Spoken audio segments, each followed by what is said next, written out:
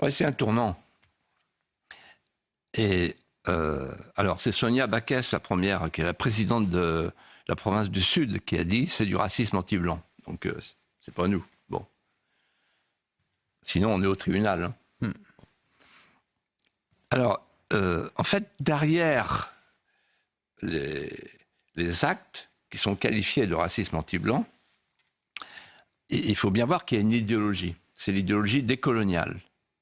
Et là, elle s'est exprimée avec brio, pour la première fois, et sans se cacher. Alors, on peut prendre quelques illustrations. Souvent, sur ce plateau, j'ai parlé avec vous du peuple historique. Le peuple historique français a un droit à la continuité historique. Ça, c'est un concept que la gauche décoloniale utilise en Nouvelle-Calédonie, pour la première fois. En d'autres termes, il y a un bon peuple historique, c'est la Kanaki, un mauvais peuple historique, les Gaulois. Ensuite, il y a le grand remplacement, ça c'est encore plus fort.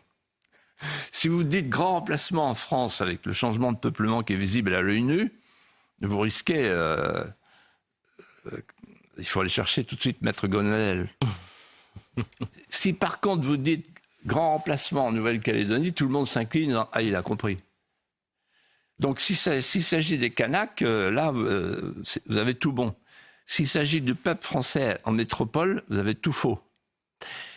Alors ça va plus loin. Le droit du sang, le droit du sol, c'est encore plus subtil. Vous avez un bon droit du sang, un bon droit du sol. Si c'est en Calédonie, par exemple, le droit du sang est recommandé.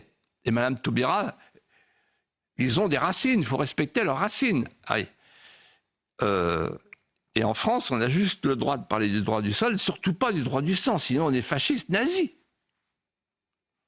Le droit du sang, en fait, c'est le droit de la filiation, c'est les racines. Et enfin, je voulais garder, ça c'est le bouquet final, la préférence nationale. Il parle de préférence kanaki. Donc la préférence nationale pour l'islamo-gauchisme, pour le wokisme, ça va très bien en Nouvelle-Calédonie, mais ça ne va pas du tout en métropole. Voilà.